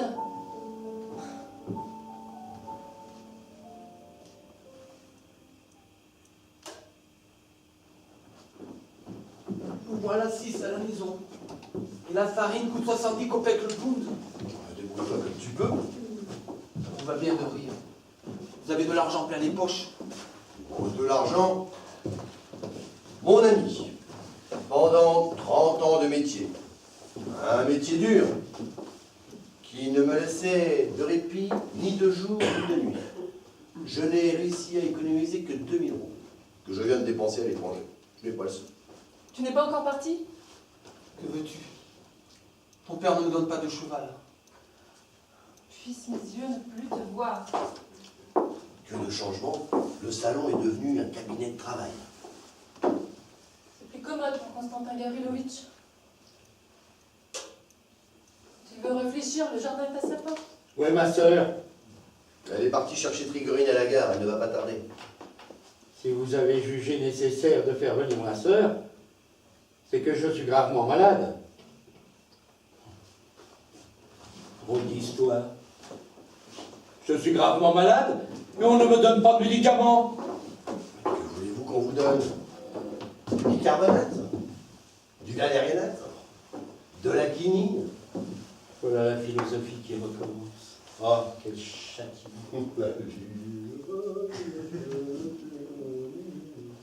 Je vais proposer à Kostya un sujet de nouvelle. L'homme qui voulait. Dans ma jeunesse, je voulais devenir écrivain et je ne le suis pas devenu.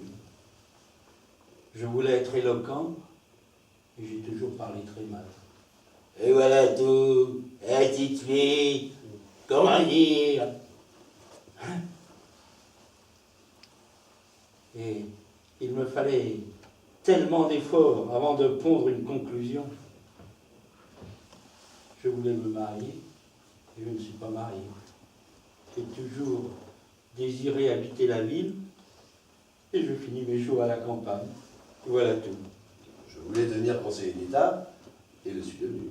Ça, je ne l'ai pas cherché. C'est arrivé tout seul. Se plaindre de la vie à 62 ans, avouez que ce n'est pas généreux. Mais comprenez donc, je voudrais vivre. C'est de la légèreté d'esprit. D'après les lois de la nature, toute vie doit avoir une fin. Vous raisonnez comme un homme blasé. Vous êtes rassasié.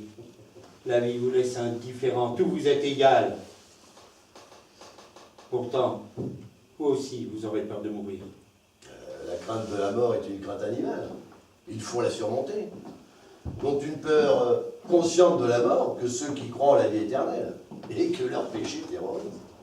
Mais vous, premièrement, vous ne voyez pas. Et deuxièmement, quel crime avez-vous commis? Vous avez servi dans la magistrature pendant 25 ans. 28 ans! Nous empêchons Constantin Malmedy de travailler. Ça ne fait rien. Dites-moi, docteur, quelle ville avez-vous le plus aimé à l'étranger? Oh, Gênes, Pourquoi Gênes? la folie est extrêmement attachante. Quand on sort de l'hôtel le soir, les rues sont pleines de monde. On déambule avec le peuple, ici ou là, en ligne brisée. On partage les vies des gens. On se confond psychiquement avec eux. Et l'on commence à croire qu'il existe vraiment une âme universelle. Comme celle que Nina Zarechnaya interprétait jadis dans votre pièce. D'ailleurs, où est-elle? Laquelle devient-elle? Je pense qu'elle se porte bien. On m'a dit qu'elle menait une vie peu banale. Qu'en est-il au juste? C'est une longue histoire, docteur. Racontez-la brièvement. Elle s'est sauvée de chez elle pour vivre avec Trigorine. Vous saviez cela? Oui. Elle a eu un enfant, qui est mort. Trigorine a cessé de l'aimer, et comme il fallait s'y attendre, il est retourné à ses anciennes amours, qu'il n'avait d'ailleurs jamais vraiment quittées.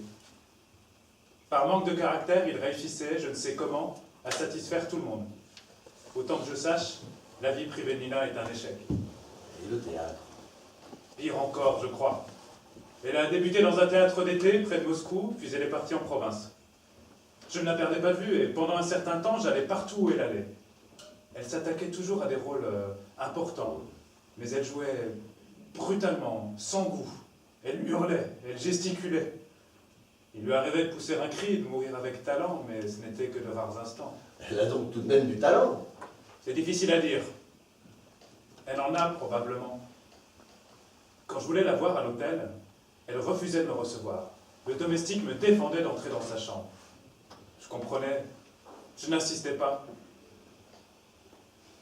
Que vous dire encore? Plus tard, quand je suis rentré à la maison, elle m'a écrit des lettres fines, amicales, intéressantes.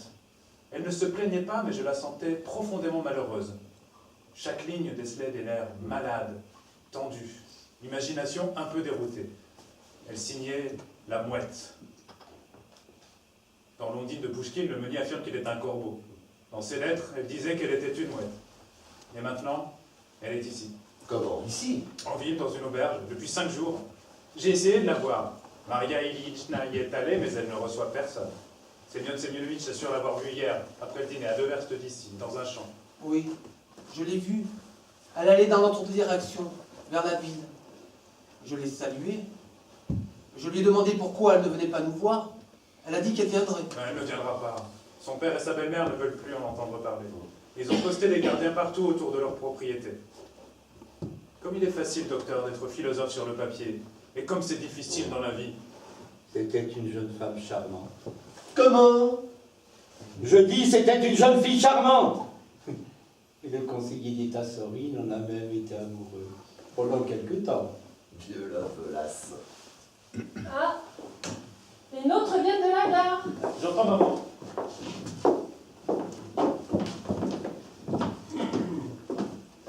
Nous vieillissons tous. Nous nous effritons sous l'influence des éléments. Mais vous, très estimés, ce chemisier clair, cette vivacité, cette grâce.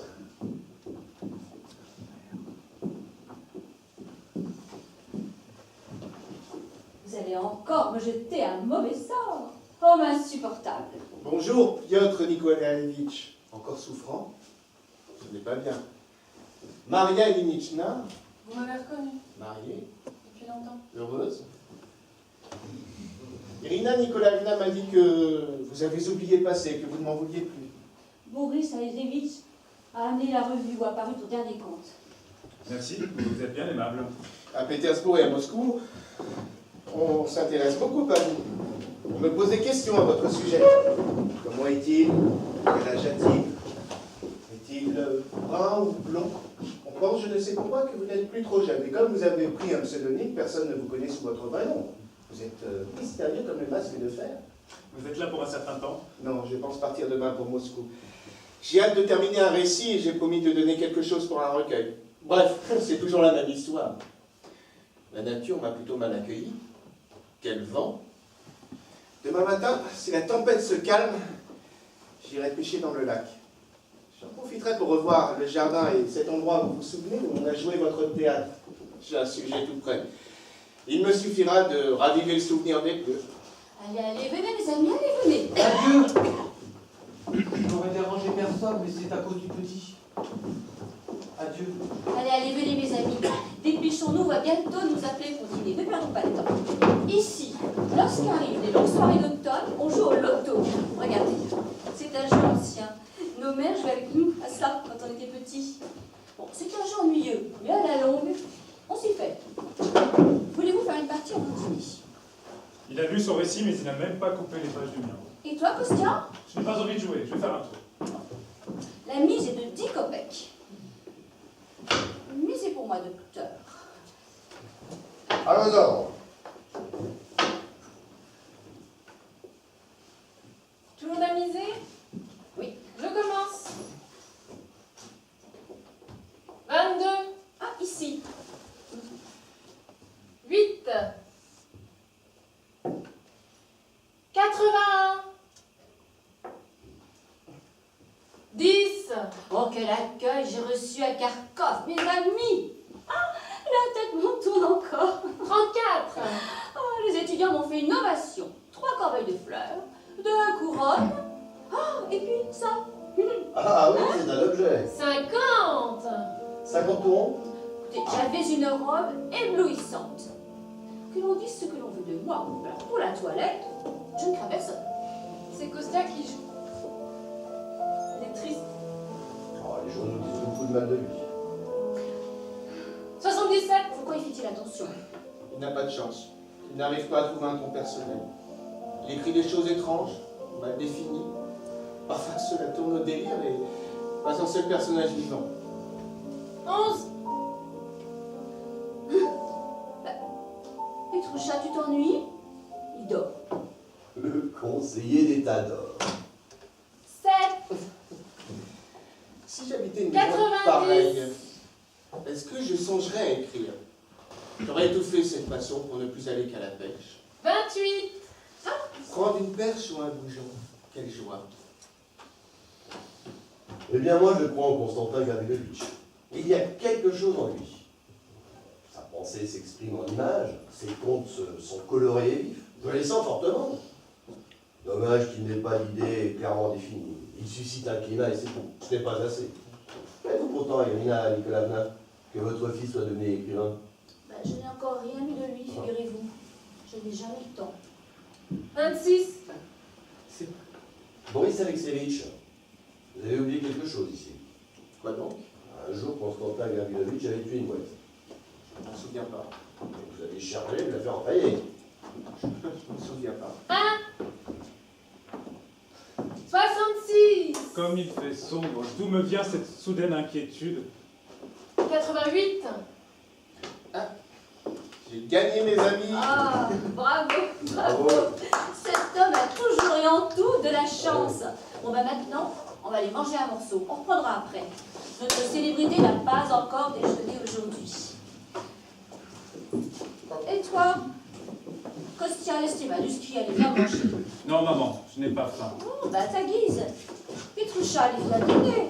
Je vous raconterai comment on m'a fêté à Kharkov. Oh là là. Moi qui ai tant parlé de formes nouvelles, je me sens glissé vers la routine. L'affiche sur la palissade annonçait un visage pâle encadré de cheveux noirs. Annoncé, encadré, ce sont des clichés. Je commencerai par le passage où le héros est réveillé par le bruit de la pluie. Tout le reste est à supprimer. Ma description du clair de lune est trop longue, trop recherchée. Grigorine, lui, s'est créé des procédés. Tout lui est facile. Le goulot d'une bouteille cassée qui brille sur la digue, l'ombre noire de la roue d'un moulin, et voilà sa nuit de lune toute prête. Chez moi, il y a la lumière frissonnante, le doux scintillement des étoiles, Les sons lointains d'un piano qui expire dans l'air calme et parfumé. Quelle torture! Ouais. Je suis de plus en plus persuadé qu'il ne s'agit pas de formes anciennes ou modernes, mais d'écrire sans penser à tout cela, pour libérer son cœur. Simplement.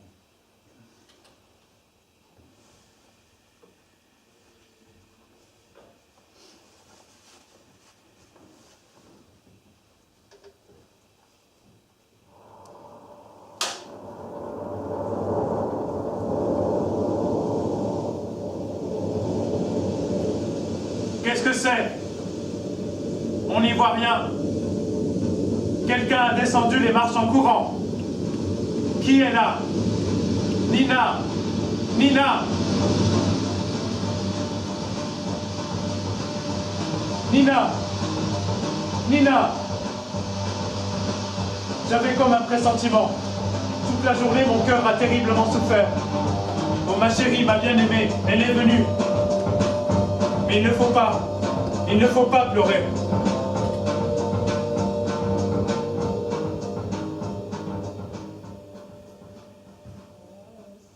Il y a quelqu'un ici. Personne. Fermez les portes, on pourrait entrer. Personne ne viendra. Je sais que votre mère est ici. Fermez les portes à clé. Celle-ci n'a pas de serrure. Je vais mettre un fauteuil devant. N'ayez pas peur. Personne ne viendra.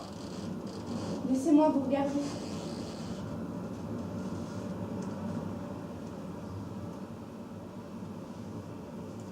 Il fait bon ici. Il fait chaud. Jadis, c'était le salon. J'ai beaucoup changé. Oui, vous avez maigri. Vos yeux sont plus grands. Comme c'est étrange de vous voir, Nina. Pourquoi ne me laissiez-vous pas venir? Pourquoi n'êtes-vous pas venu plus tôt? J'allais à votre hôtel chaque jour, plusieurs fois, et je restais sous votre fenêtre, comme un mendiant. J'avais peur que vous me détestiez. Je rêve toutes les nuits que vous me regardez sans me reconnaître. Si vous saviez. Depuis que je suis ici, je ne cesse d'errer près de ce lac. Je suis venue souvent près de votre maison, mais je n'osais pas entrer. Asseyons-nous. Asseyons-nous. Et parlons. Parlons. Il fait bon ici. Il fait chaud. Intime. Vous entendez le vent? Il a ce passage dans Tourguenieff. Heureux qui par une nuit pareille possède un toit, un coin chaud. Je suis une mouette. Non, ce n'est pas ça. Où étais-je? Tourguenieff, oui. Et que Dieu vienne en aide à tous ceux qui errent sans abri. Ce n'est rien. Nina, vous pleurez encore. Nina. Ce n'est rien, ça me soulage. Il y a 2 ans que je n'ai pas pleuré. Tard dans la soirée, hier, je suis allée au jardin voir si notre théâtre était toujours là. Il est encore debout. Je me suis mise à pleurer pour la première fois depuis 2 ans. Et ça m'a fait du bien. Mon cœur s'est calmé. Vous voyez, je ne pleure plus. Ainsi, vous êtes devenu écrivain. Vous êtes écrivain et moi actrice. Tous les deux dans le tourbillon. Jadis, j'étais heureuse comme une enfant. Je chantais le matin en me réveillant. Je vous aimais. Je rêvais de gloire. Et maintenant? Demain, de bonne heure, je partirai à Eletz, en 3e avec des mougies. À Eletz, des marchands cultivés m'assommeront de compliments. La vie est brutale. Pourquoi aller à Eletz? J'y ai accepté un engagement pour tout l'hiver. Il est temps d'y aller. Nina, je vous maudissais. Je vous détestais. Je déchirais vos lettres et vos photographies. Mais à chaque instant, je me rendais compte que mon cœur vous était attaché pour toujours. Je n'ai pas la force de ne plus vous aimer. Depuis que je vous ai perdu et qu'on a commencé à publier mes récits, la vie m'est devenue insupportable. Je souffre. Il me semble qu'il y a 90 ans que je suis au monde. Je vous appelle. Je baise la terre que vous avez foulée. Partout, je vois votre visage et ce doux sourire qui illuminait les meilleures années de ma vie. Pourquoi dites-vous cela? Pourquoi? Je suis seul, sans aucune affection. J'ai froid comme dans un souterrain.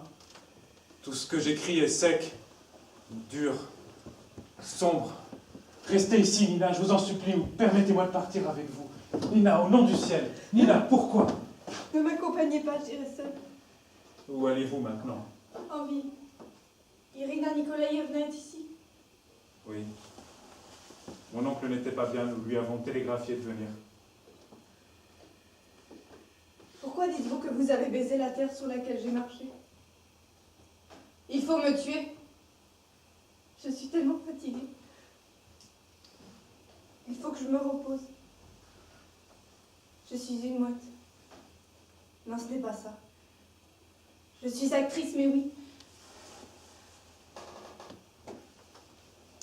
Lui aussi est là. Mais oui, ce n'est rien. Oui. Il ne croyait pas au théâtre. Il se moquait toujours de mes rêves. J'ai fini par cesser d'y croire moi aussi. J'ai perdu courage. Puis les tourments de l'amour, la jalousie, la crainte continuelle pour mon petit. Je devenais mesquine, insignifiante. Je jouais bêtement. Je ne savais que faire de mes mains, comment me placer en scène. Je ne contrôlais pas ma voix. Vous ne connaissez pas cette situation. Savoir qu'on joue abominablement. Je suis une mouette. Non, ce n'est pas ça. Vous souvenez-vous d'avoir tué une mouette? Un homme qui passait là par hasard l'aperçut. Par désœuvrement, il la perdit. Non, ce n'est pas ça. Où en étais-je? Je parlais du théâtre. Aujourd'hui, je ne suis plus la même. Je suis devenue une véritable actrice. En scène, je suis grisée, je me sens merveilleuse. Je joue avec délice, avec ravissement. Depuis que je suis ici, je marche beaucoup. Je marche et je pense intensément et je sens croître les forces de mon âme.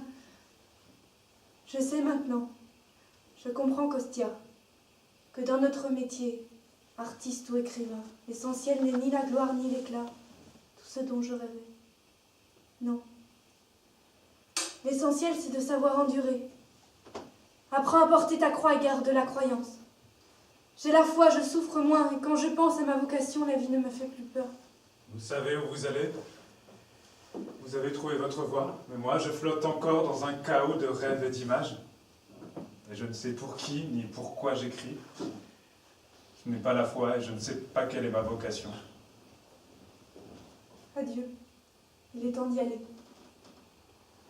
Quand je serai une véritable actrice, venez me voir, c'est promis. Et maintenant, il est tard. Je peux à peine me tenir debout. Je suis épuisée, j'ai faim. Restez, je vous apporterai à dîner. Ne m'accompagnez pas. Les chevaux m'attendent au portier.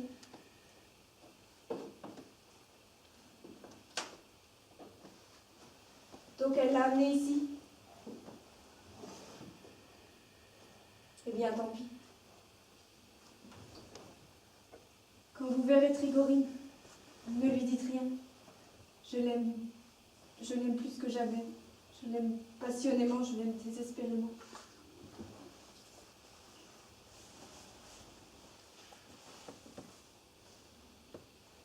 Comme on était heureux jadis, Kostia. Vous vous rappelez?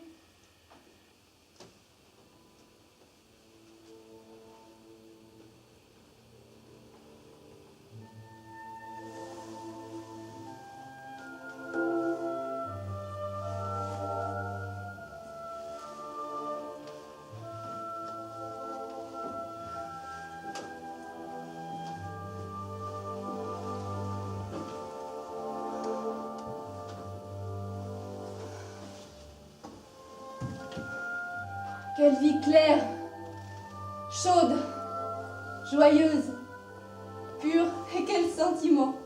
Des sentiments pareils à des fleurs délicates et exquises. Vous vous rappelez? Les hommes, les lions, les aigles et les perdrix, les poissons silencieux habitant des eaux, les étoiles de mer et toutes celles qu'on pouvait voir à l'œil nu. Bref, toutes les vies. Toutes les vies se sont éteintes, ayant accompli leur triste cycle. Dans les prés, les cigognes ne se réveillent plus, et l'on n'entend plus le bruit des hannetons dans les bosquets de tilleuls. Depuis des milliers de siècles, la terre ne porte plus d'êtres vivants, et cette pauvre lune allume en vain sa lanterne. Les hommes, les lions, les aigles et les perdrix, les poissons silencieux, habitants des eaux, les étoiles de mer, et toutes celles que vous pouvez voir à venir. Bref, toutes les vies.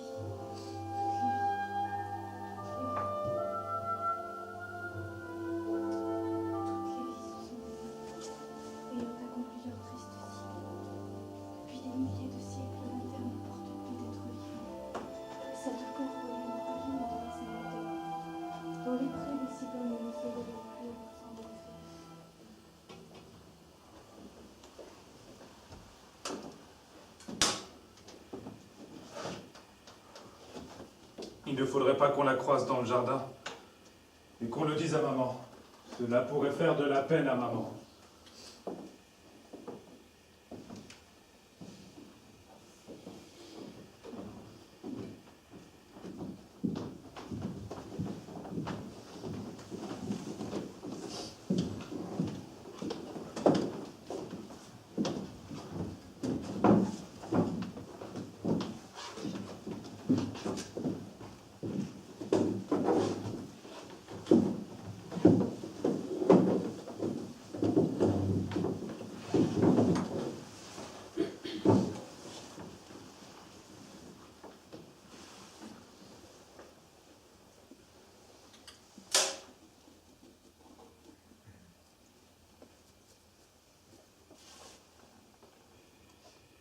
Pendant 2 minutes, en silence, il déchire tous ses manuscrits et les jette sous la table, puis sort.